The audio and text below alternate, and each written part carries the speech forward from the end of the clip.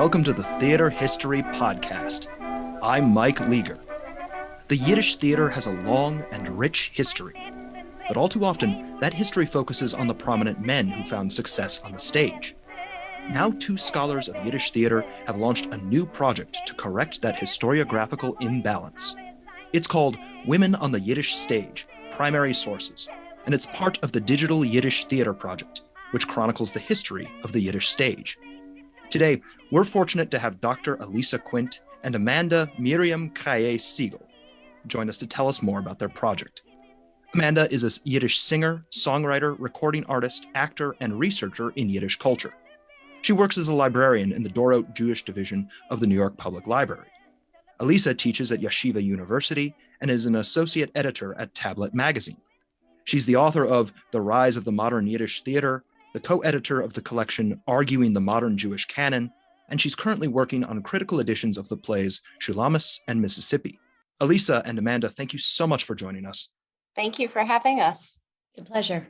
Now, for those of us who might not be up to date on studies in Yiddish theater, can you tell us why this project is so necessary? What are the traditional narratives about the history that you're trying to challenge here? So I'm going to give you a history of Yiddish scholarship, as we say in Jewish, on one foot, very briefly. So before the late 1990s, the Yiddish theater was a neglected topic in general academic circles. When the field had first emerged during the interwar period, say the 1920s and the 30s, it did so, when the Yiddish theater was still robust in Poland, in Europe, in cities throughout the United States and South America and beyond. B, it was the object of study by scholars who conducted and wrote all their research in the Yiddish language. And C, it was conducted by scholars who were left politically or far left of center and who framed and favored topics that saw the Yiddish theater as mass culture and full culture. And they left many topics untreated, especially the topic of women. They accomplished a lot in setting the scholarly groundwork of the field, but they only did so much. And so after the war, you see a kind of neglect of the topic of Yiddish theater, really during the second half of the 20th century, because at this time we see scholars trying to legitimize Yiddish culture as a scholarly pursuit. And so they favored highbrow, more intellectually skewed work and text, really text-based, and they marginalized the study of the Yiddish theater. So jumping back into the 21st century, I think it's fair to say that the research that we and our contemporaries have been doing over the past 20 years has been pioneering. It's mostly conducted in English, for instance, but more significantly, it's integrated Yiddish theater into the academic world, into Jewish studies, into the study of Jewish history, and also into theater studies and drama. And our focus on women over the past 5 years has been an effort to continue this process of catch up with academic trends and questions, and it's been richly rewarding. So as you're looking at this history, especially of women in the Yiddish theater community, was there anything unique perhaps about that world that provided them with opportunities or obstacles that they might not have encountered outside of it in a different context? Yes, absolutely. I mean, I would say that looking at Yiddish culture more generally during the time of the Jewish Enlightenment in Eastern Europe, that was when secular culture really began to blossom. So prior to that, you didn't really have things like newspapers in Yiddish or a lot of literature or political groups or sports clubs or the kind of secular organizations that we might take for granted today. So around that time in the late 19th century was when Yiddish secular culture really began to emerge. And with that, Yiddish theater actually started, it was a group of itinerant singers, songwriters, actors that would travel around and perform drama in a really primitive way. These were called the Broder singers, and I've done quite a bit of research on them. And initially, this was an all-male group starting in the 1850s. And of course, there was a tradition of Jewish performance within a religious context, but there wasn't really a secular outlet for that. And also, due to traditional Orthodox religious laws, women were not allowed to perform publicly, to sing publicly in a religious setting or otherwise. So it really wasn't until the Yiddish theater began, and Alyssa addresses this very well in her book, where audiences began to clamor for what today we would say cisgender women in women's roles. Prior to that, it was basically men in drag performing female roles, and sometimes boys in drag. So you had skits where, it could be a grandmother and a granddaughter, and both roles were played by male actors. So it was really this revolution when cisgender women were allowed to perform on the Yiddish stage, and it opened up a whole bunch of new professional opportunities for them. It's not to say that things were instantly equal, because they were not. For example, a lot of women had to marry a male member of the troupe in order to have a job, basically. They certainly didn't have the same opportunities, but it was really revolutionary in terms of professional opportunities for women who really, this was true of men to some extent as well, but really without any education, without family connections or anything like that, they were able to become professionals and even become famous and at times affluent. So that was really quite a change. So this sounds like a fascinating and vital topic. And I'm wondering what's in the project that the two of you are working on, and maybe also what you've published so far.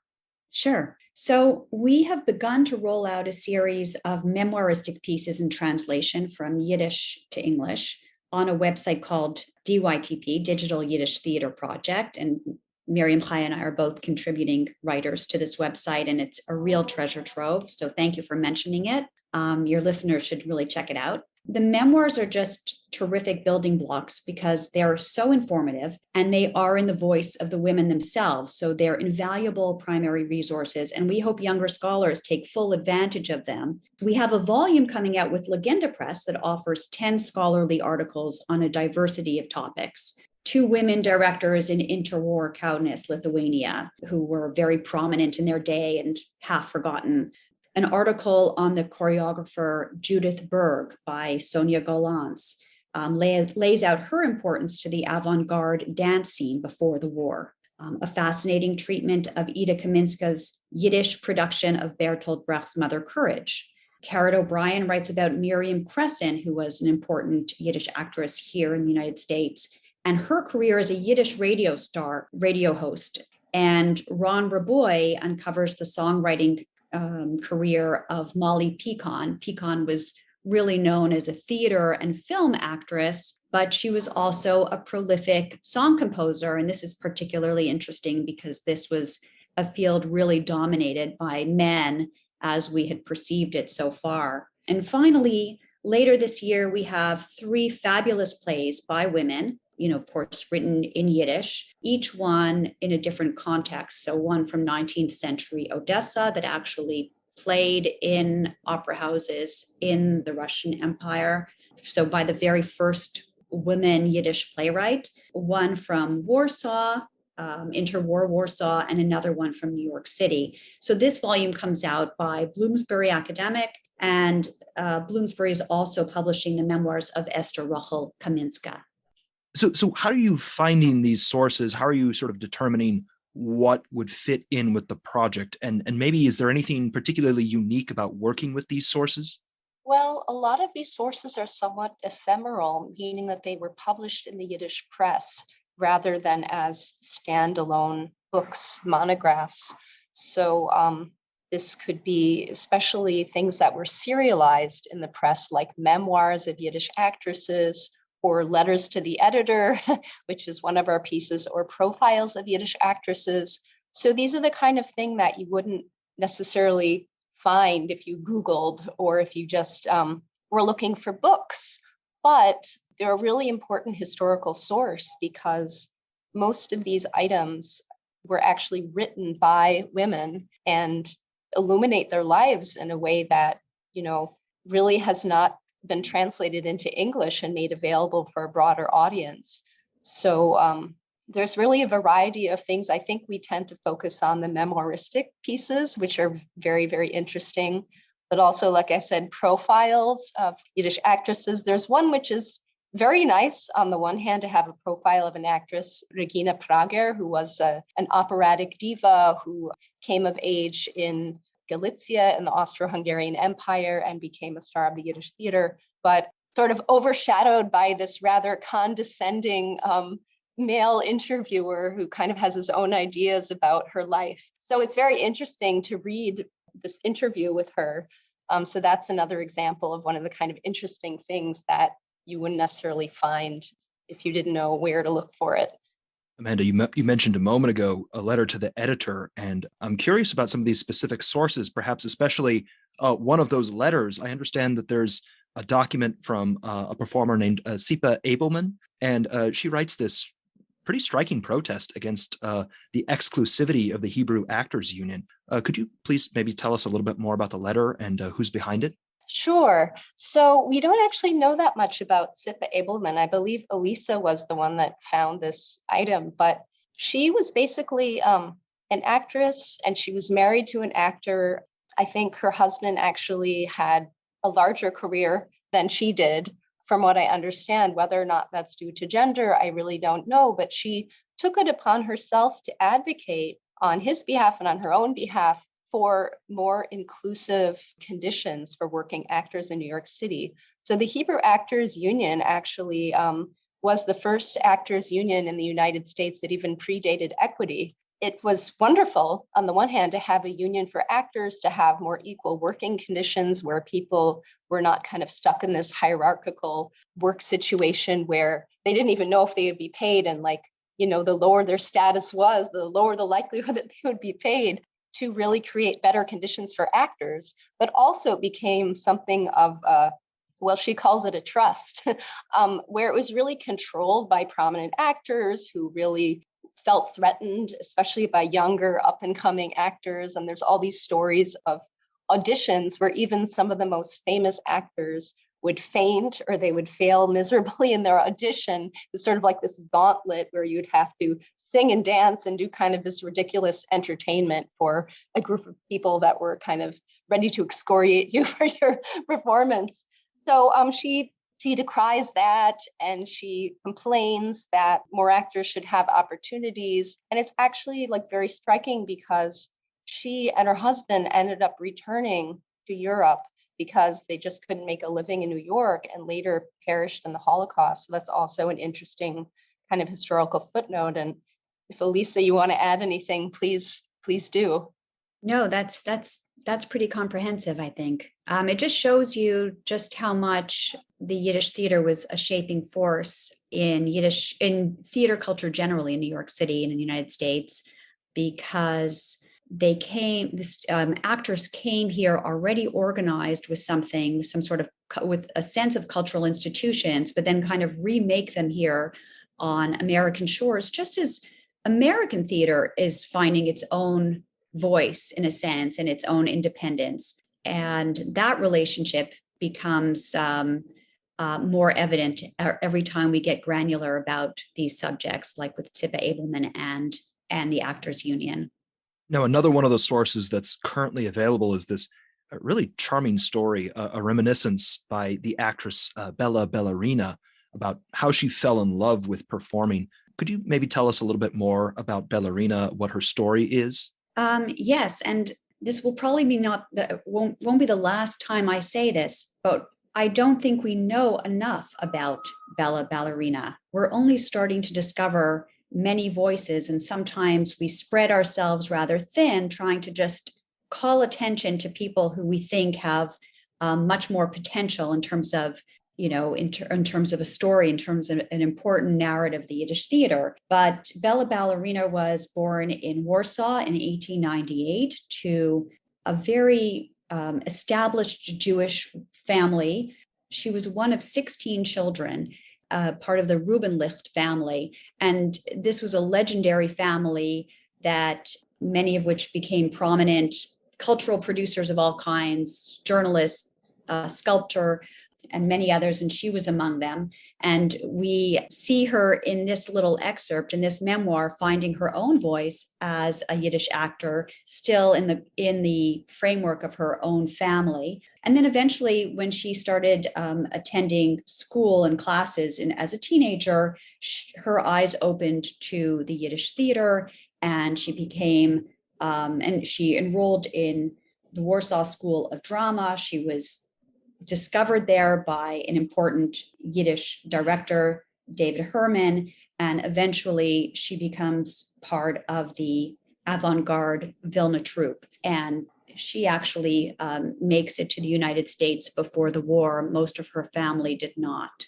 But I do think that she, and maybe in the context of the theater, but also maybe in the context of her family, in the Ruben Licht family, would be just a very interesting narrative to have. And I hope that's discovered by a young scholar one day.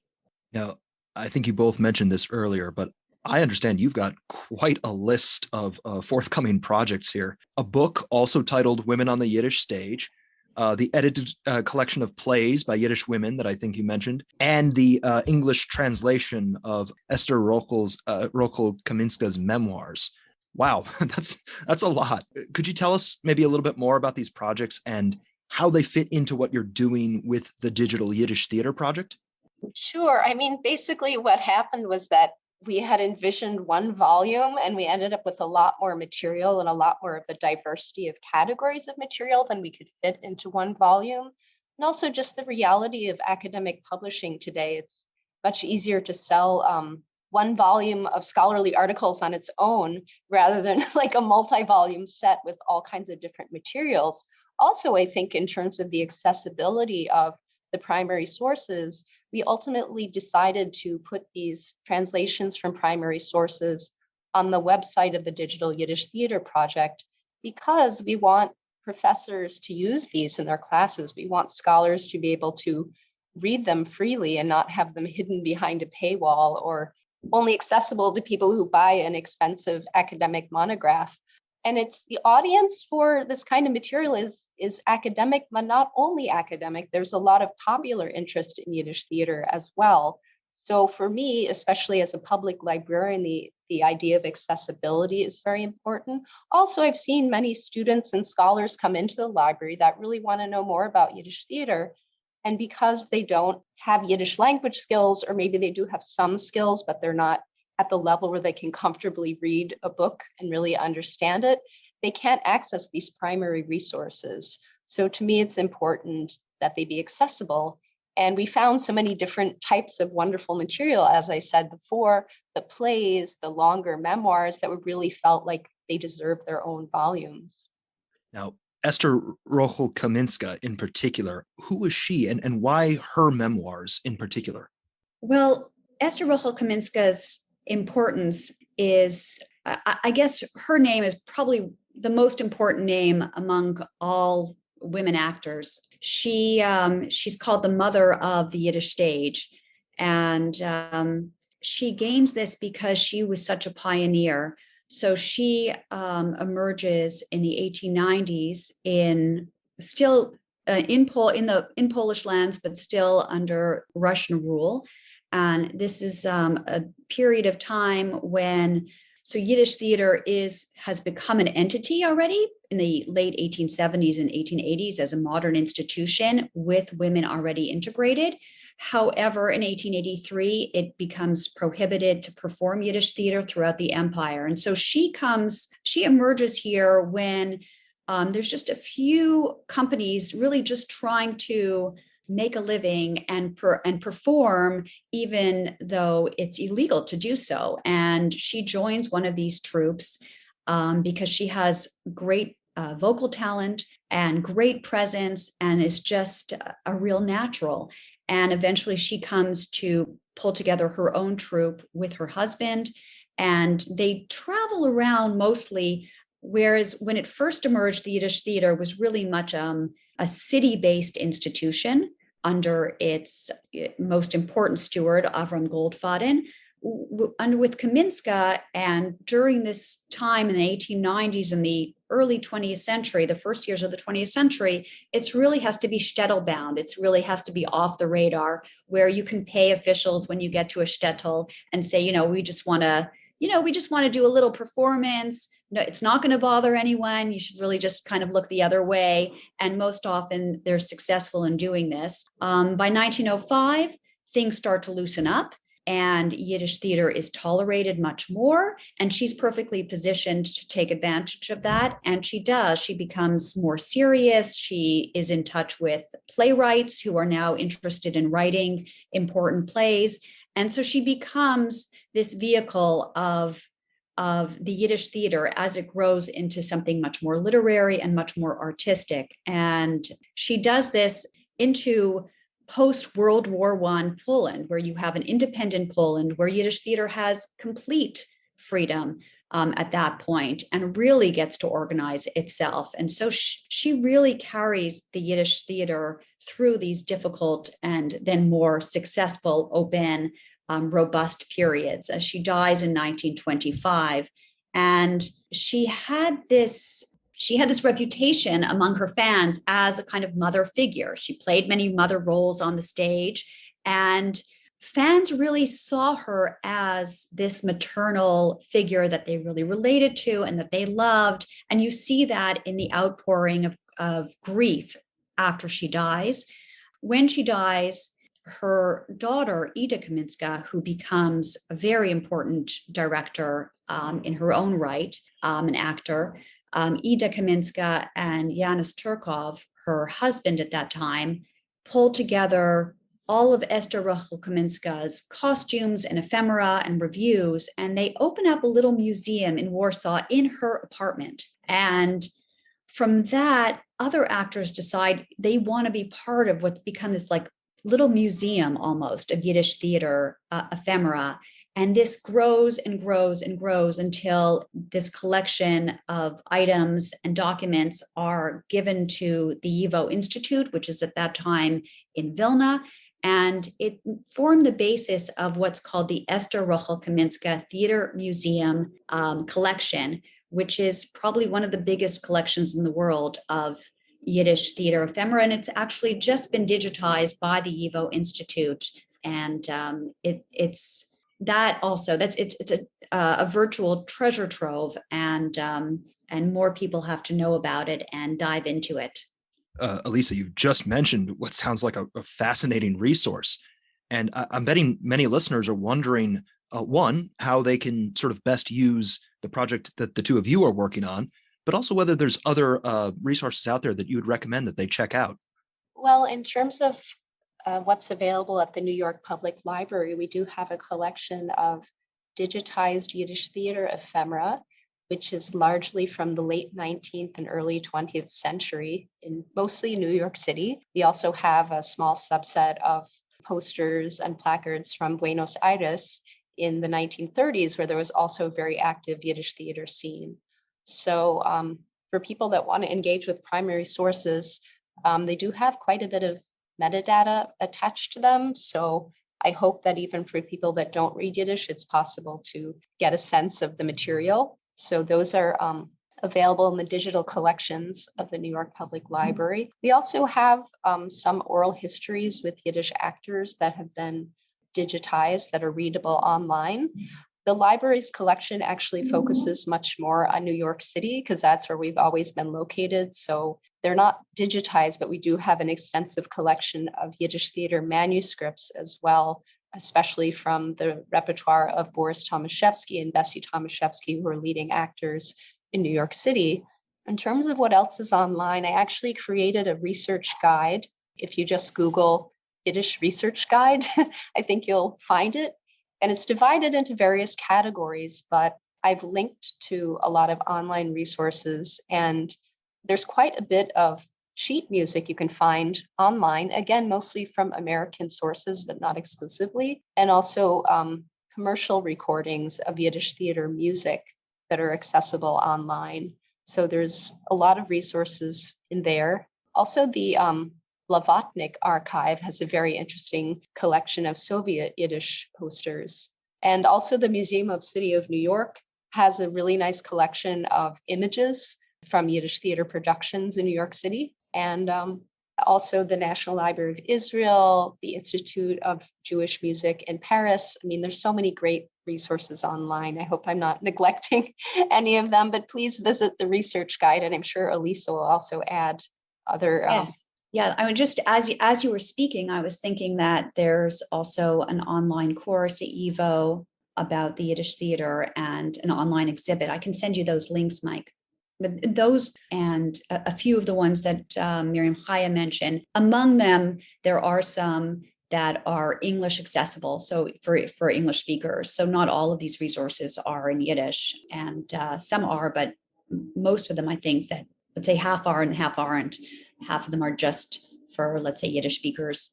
Well, that is a great list of resources from both Amanda and Alyssa. Thank you. And it's a great transition into saying that we'll post links to all these in the show notes. So listeners who want to learn more, both about the Women on the Yiddish Stage Primary Sources Project and this wealth of information, that much of which is digitized and available online, please check our show notes and we'll provide links to all of that so you can kind of dig into this and explore. Alyssa, Amanda, thank you so much for telling us about this new and exciting project. Thank you very much for having us today. Thanks for having us. It was a thrill.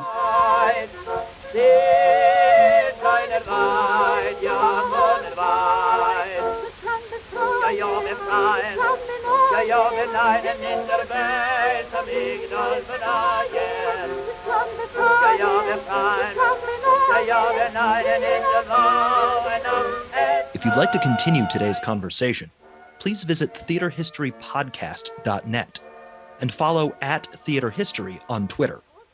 Please note that while we usually spell theater Theatre, it's Theater on our social media handle. If you'd like to find out more about the books you've heard us discuss on the show, please visit our bookshop.org affiliate link at bookshop.org/theaterhistorypodcast. Proceeds from the sale will go to support local independent bookstores and the show. Our music today comes to us courtesy of the Recorded Sound Archives at Florida Atlantic University Library's Special Collections. The intro music is Yente Telebende, performed by Anna Hoffman, and the outro music that you're currently hearing is Gekommen ist die Zeit, performed by Regina Prager and Kalman Juvelier. We'll put links in our show notes that'll let you learn more about the Recorded Sound Archives, and thank you again to them for letting us use this. Thanks as well to Tip Kress, who designed our logo. And finally, thank you for listening.